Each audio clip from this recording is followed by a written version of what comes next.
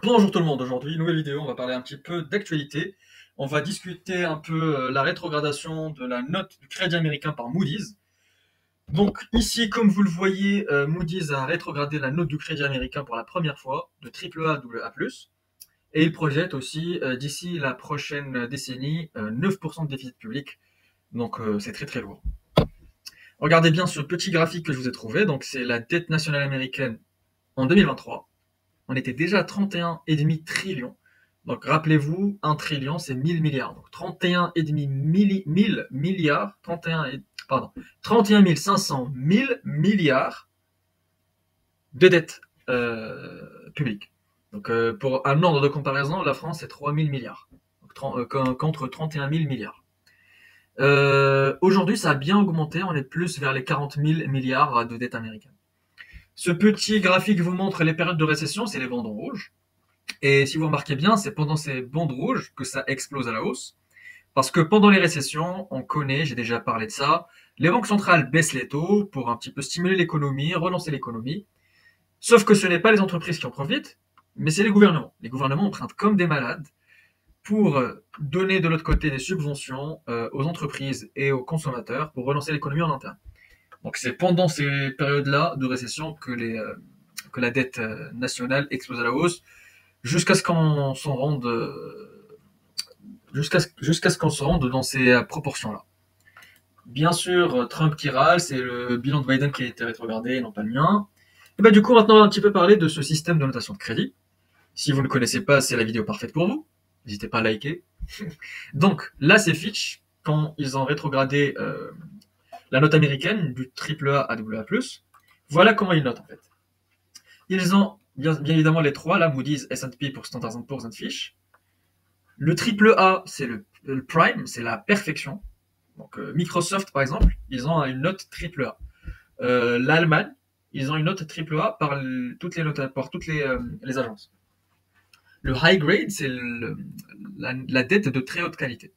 Donc, pourquoi on fait tout ça en fait? Plus votre note est haute, plus le taux d'intérêt que vous pouvez demander pour emprunter est plus bas. Donc vous n'êtes pas risqué. Vous pouvez dire allez, donne-moi 2%, 2,5%, 3%, je suis pas risqué, je vais te les rendre. Bah, c'est exactement ça. Les junk bonds sont très très bien rémunérés parce qu'ils sont très très risqués aussi. Junk pour poubelle. Donc les junk bonds, c'est les obligations poubelles. Du coup, c'est tout ce qui est en dessous de triple B. Donc du L'Oréal, c'est soit du double A+, soit du triple A de mémoire. Des exemples de certains pays et leur notation. Donc les États-Unis rentrent dans le club des double A+ partout.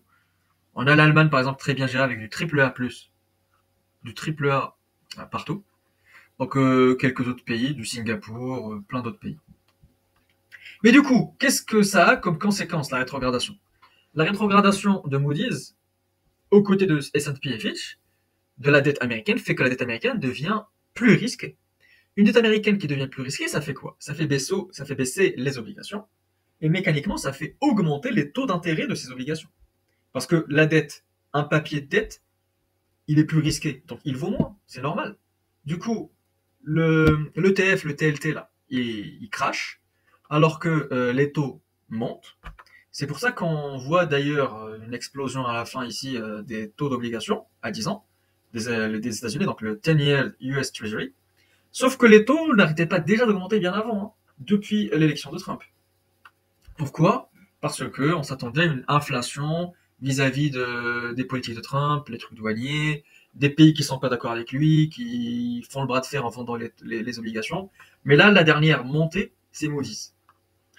Donc, les taux d'intérêt très hauts, ça, ça, ça n'est pas compatible avec des actions et des entreprises très hautes. Donc, quand les taux d'intérêt montent, les entreprises qui ont de la dette dans l'immobilier, dans les secteurs cycliques, se crachent parce que eux, ils doivent à chaque fois renouveler leurs dettes, emprunter, et le taux du marché pour emprunter, il est très très haut. Donc au-delà de 4,5, c'est très très cher d'emprunter. Sauf que le S&P ne bouge pas. Le S&P baisse vite fait. Aujourd'hui, j'ai vu, on fait du moins 1% pour Amazon. C'est très léger, c'est pas un crash, c'est pas un effondrement. Pourquoi? Bah, ce graphe montre tout. On va parler du S&P Cost of Equity, ERP plus 10-year UST. Donc, Cost of Equity, c'est le coût du capital. Donc, le coût du capital, c'est à quel point la dette pèse sur les entreprises. Donc, à quel point la dette pèse sur les entreprises, d'après ce graphe, c'est calculé à partir de l'ERP plus du taux à 10 ans de l'obligation américaine. Donc, regardez bien la ligne noire, c'est le taux c'est le coût du capital des entreprises. La courbe bleue, c'est le taux américain. Et la courbe grise, c'est l'ERP. Ben, l'ERP, si vous vous rappelez, j'ai fait un épisode sur la valorisation. Sur le DCF, c'est le Discounted Cash Flow, on avait toujours besoin d'un taux d'actualisation. Et plus ce taux d'actualisation baissait, plus on avait un résultat à la fin très très haut. Donc là, on va l'augmenter, on va mettre 7. Ça va tomber à 342. Donc là, je faisais un petit exercice de valorisation de L'Oréal. Bien évidemment, je ferai ça dans un autre épisode. Là, c'est juste pour vous expliquer le taux d'actualisation. C'est ce fameux ERP. Donc, Weighted Average Cost of Capital, c'est une formule complexe avec l'equity, donc les capitaux propres, la dette et le risque du marché. Donc, pour revenir à notre exemple, le risque du marché des entreprises de S&P 500 ne fait que baisser parce que les entreprises sont de plus en plus efficientes et bien gérées. On a des entreprises comme Microsoft, comme du Amazon, Google, ils n'ont pas de dette, ils ont des parts de marché énormes, ils sont monopolistiques dans la plupart de leur business. Ils ne sont pas risqués, ni exposés à la dette. C'est pour ça que l'ERP, il baisse fortement. Donc malgré que le 10 ans américain augmente, la somme baisse toujours. Et vu que la somme baisse toujours, le coût du capital du S&P baisse. Et du coup, vu que le coût du capital baisse, c'est bénéfique pour les entreprises qui montent ou qui ne sont tout du moins pas impactées par ça. Donc voilà, la dette a été rétrogradée, la dette américaine j'entends, a été rétrogradée par Moody's et avant par Fitch et S&P. Ça fait certes baisser les obligations, ce qui fait augmenter les taux d'intérêt, mais ça ne fait rien aux actions. Et si vous vous demandez pourquoi, voilà. Donc le coût du capital, c'est le taux d'actualisation. Le RP, c'est des éléments dans le calcul que je vous ai épargnés. Donc je pense que vous avez bien compris. Par contre, il y a un black swan éventuel, un signe noir qui pourrait surgir de nulle part. Lequel? C'est le Japon. Le Japon. Mon Twitter préféré a encore tweeté dessus. Il dit que les gars, vous comprenez pas. Il y a un retour du bâton qui va avoir lieu. Moody's qui baisse la notation du crédit américain fait monter les taux. Sauf que ceux qui ont de la dette américaine en actif, les détenteurs de la dette américaine comme le Japon, vont voir leur stock baisser. Donc leurs réserves obligataires baisser. Donc leurs actifs en dette US baisser. Ce qui va leur faire ce qui va leur faire des pertes au niveau de leur banque centrale à eux. Bah, devinez quoi? La banque centrale, je vous ai expliqué dans une vidéo, ou sinon je vais faire une vidéo que pour ça. Les banques centrales, pour émettre de la monnaie, ils doivent avoir une contrepartie, en or ou en réserve de change. Si ta réserve de change baisse tout d'un coup parce qu'elle vaut moins, comme le cas là, parce que la réserve de change de la Banque centrale du Japon, c'est le dollar. Si elle baisse d'un coup parce qu'elle vaut moins, bah, la monnaie que tu as à côté, bah, c'est un petit peu de la monnaie de singe. Elle ne vaut rien aussi. Et du coup, les obligations livrées dans cette monnaie ne valent rien non plus, ce qui fait augmenter les taux de cette obligation. Ce qui est en train de se passer au Japon. On est en train d'exploser, les gars. Et c'est aussi parce qu'on a de l'inflation chez eux.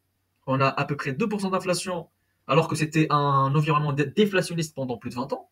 Donc on a de l'inflation, et on a les taux américains qui agissent selon des termes techniques et selon des phénomènes techniques sur la réserve de change de la Banque centrale japonaise, qui fait baisser la valeur des obligations japonaises, qui fait monter leur taux. Donc là, ça va créer un reverse carry trade.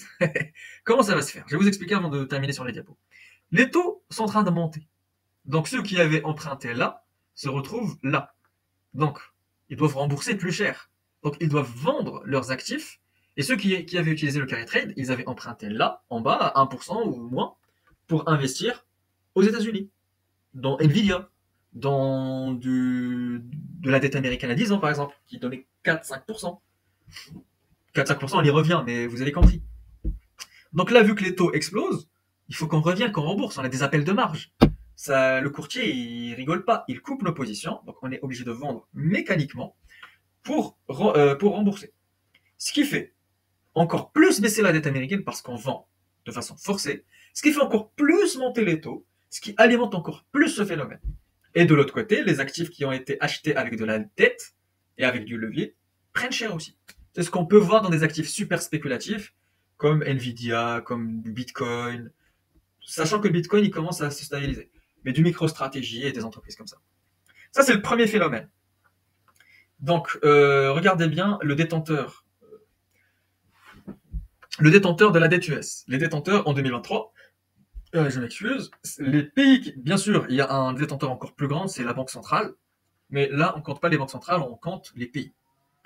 Le Japon, c'est le plus grand détenteur de dette américaine. Donc, si tous ces actifs que le Japon a se dégradent du jour au lendemain, ça va faire très mal. Très, très mal. Surtout s'il décide de vendre cette dette pour racheter ses propres obligations à lui. Alors là, ça sera le massacre et le carnage. Parce que là, il est en train de garder, de hold, une source d'actifs qui ne fait que baisser avec les rétrogradations récentes. Le Japon, c'est le plus grand créancier du monde. Et c'est aussi le pays le plus endetté du monde. Le Japon détient presque toute sa dette. Donc regardez, la structure, elle est là. Ça, c'est la dette japonaise. Elle est juste détenue à 8,4% par les étrangers. Sinon, c'est que les banques domestiques, les assureurs, la banque centrale, les familles japonaises, etc. Donc le plus grand créancier du monde pourra très bien vendre la dette qu'il a d'autres pays, comme les États-Unis, et racheter la sienne. Et du coup, là, il va s'en débarrasser pour éviter le risque cercle infernal et aller au fin fond. Donc, ce qui devrait un petit peu peser sur les marchés, c'est si les taux américains montent trop. Si ça monte trop, malgré leur RP qui baisse, le cost of equity va un petit peu augmenter. Ce qui va peser cette fois, là ce n'est pas encore le cas, mais ce qui va peser cette fois sur les entreprises américaines. Surtout celles qui dépendent de la dette. Donc, une fois que les entreprises auront vu le transfert de valeur se faire des actions vers les obligations, surtout des actions américaines vers les obligations japonaises ou de la dette US américaine vers les taux d'obligations japonaises, on verra sûrement à un moment ou à un autre une stabilisation des taux, voire une baisse des taux, ce qui va être corrélé sûrement à un equity crash. Equity crash en mode une baisse des actifs, type entreprise, tout ce que vous voulez. Donc ça a été très bien résumé par Monsieur Gaïd. Et là, on a une photo sympa que j'ai trouvée sur Twitter. Ça, c'est Jérôme Powell, c'est le président de la Banque centrale américaine, la Fed, qui nous dit en japonais Omae wa mo shinderu. J'aime bien. Donc voilà, surtout que les Asiatiques, surtout le Japon, n'est pas très très bien noté par Fitch et S&P. Donc à voir. Donc les taux à très long terme montent à cause de l'inflation et à cause de ce que fait Moody et de ce que font les agences en rétrogradant la dette US. Et la dette US, déjà qui n'est pas du tout bien gérée et qui est condamnée à augmenter et à être rétrogradée encore plus. Donc franchement, soit ils vont sans putain de bras et vendre leur dette américaine massive. C'est le plus grand détenteur, donc ça va être incroyablement sanglant s'ils font ça. S'ils font ça, donc l'equity, là, le 10-year va exploser à la hausse, et le cost of equity va exploser à la hausse aussi, et ça va être un bain de sang. Je pense qu'ils vont le faire très doucement pour racheter très doucement leur dette. Ils vont pas vouloir fâcher les Américains. Mais sachez bien qu'il y a une épée de Damoclès ici. Donc faites bien attention, j'espère que j'ai été assez clair. C'est très technique, j'en ai conscience, mais si vous avez un doute ou une incompréhension, n'hésitez pas à mettre en commentaire, likez, abonnez-vous, et puis à la prochaine vidéo. Merci à vous.